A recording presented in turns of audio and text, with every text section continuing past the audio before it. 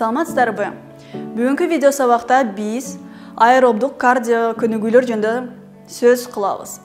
Аларды сиздер бир жумада 150 мүнөт эң жок дегенде, ал күн сайын 20-25 мүнөттөн же 5 күн 30 мүнөттөн аткарууңар зарыл. Кардио көнүгүүлөргө эгерде сиз үйдөн чыгуу сиз үчүн кандайдыр бир кыйынчылык жаратса, анда бир орунда басуу сыяктуу көнүгүүлөр кирет.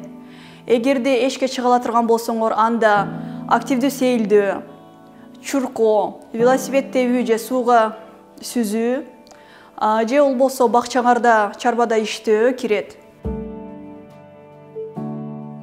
Кардио көнүгүүлөрдү кандай темпте аткаруу керектигин биз сүйлөө ыкмасы аркылуу билсек болот. Сиз көнүгүү жасап жаткан кезде басып баратып же чуркап баратып, бир-эки сөздү кошуп айтыла турган болсоңор, дем кыстыгууңуз өтө күчтүү болбосо, бул темп нормалдуу. Эгерде өтө дем кыстыгыңыз күчтүү болуп, бир да сөз айта албай турган болсоңуздар, анда интенсивдүүлүктү бир аз азайтышыңар керек. Бир аз эс алып, жайыраак басып, же болбосо жанагы эс алышыңар керек токто. Эгерде сиздер басып баратканыңарда, жана көнүгүү кылып жаткан кезиңерде сүйлөм кошуп сүйлөй турган болсоңор, эч кандай дем кыстыгуу сезбесеңер, анда активдүүлүктү кошушуңар керек. Биринчи бейтаптын 70-80% өпкөсү жабыркаган, жөн отурганда эле дем алуусу начар.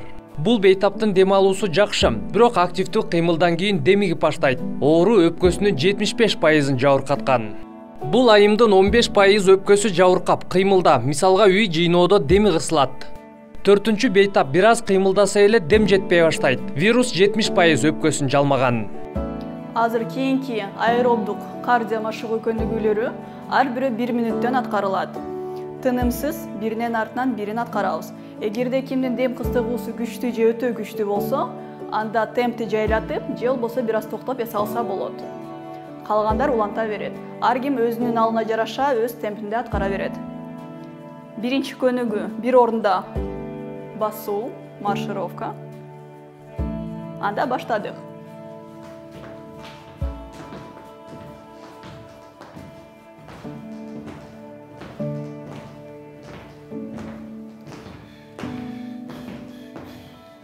Терең тынч дем алабыз. Өзүбүзгө ыңгайлуу. Кимде ким кыйналса, бир аз жайыраак аткарат. Кимге жеңил болсо, тизесин өйдөрөөк көтөрөт.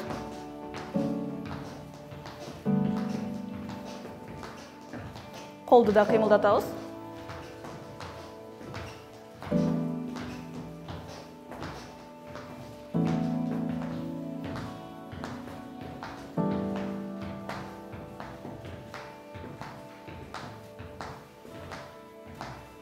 Тезирээк, батыраак.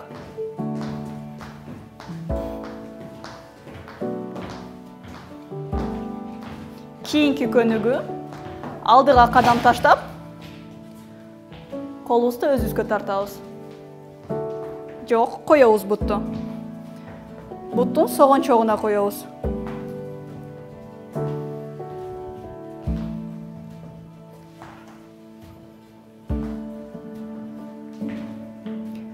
Көпөңкей белегиңиз түзүлө, бирок бутту алдыга коесуз.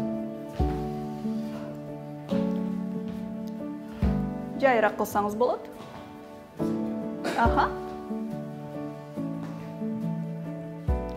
Сиз оозуңуз менен дем чыгарып, шашпай дем алып турсаңыз болот.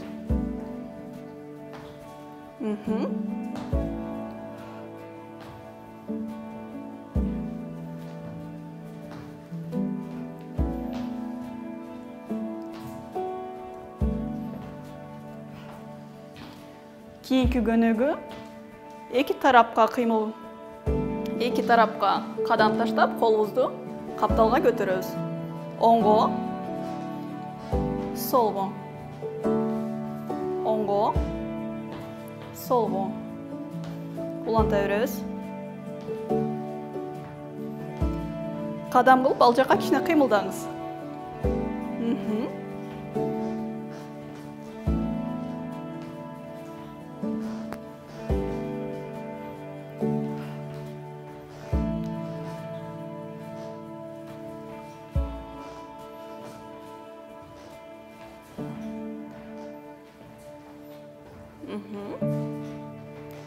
Дагы 15 секундтан кейін кайра биринчи көнүгүүнү кылабыз.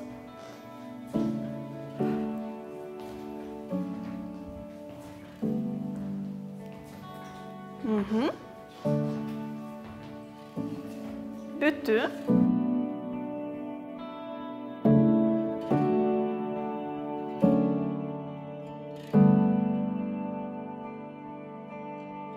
Кийинкиси кайра бир орунда баштайбыз. Чарчадыңызбы? Чарчасаңыз кичине жайыраак кылыңыз.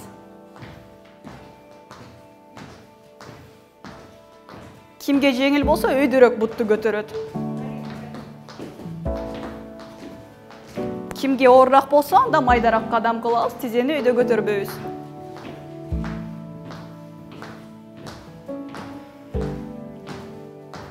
Дем алабыз.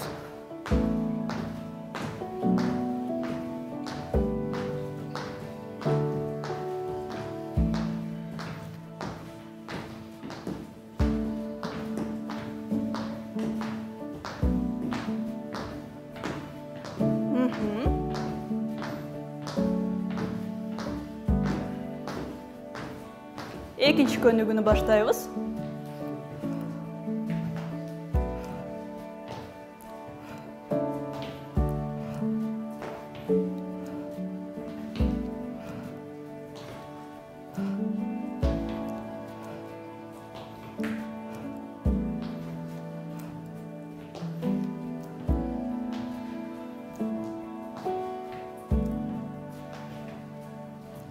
Биринчи чарчаган жоксузбу?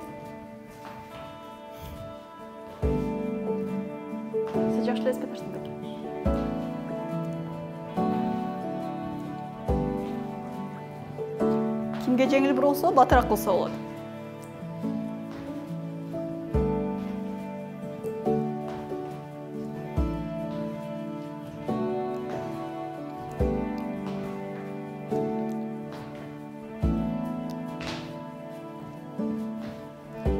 Жана акыркысы кайра эки тарапка кыймыл.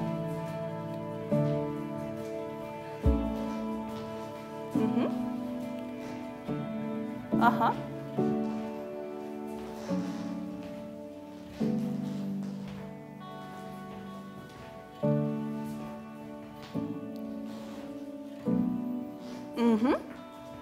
Бүттүк. Эгерде бул көнүгүүлөрдү сиз үйдө оңой эле аткарсаңыздар, анда демекчи силер эшикке чыкканга даярсыңар. Эшикке чыгып, сейилдеп басып, дем кыстыгыңыз дагы эле аз эле болсо, анда чуркоого даярсыңар.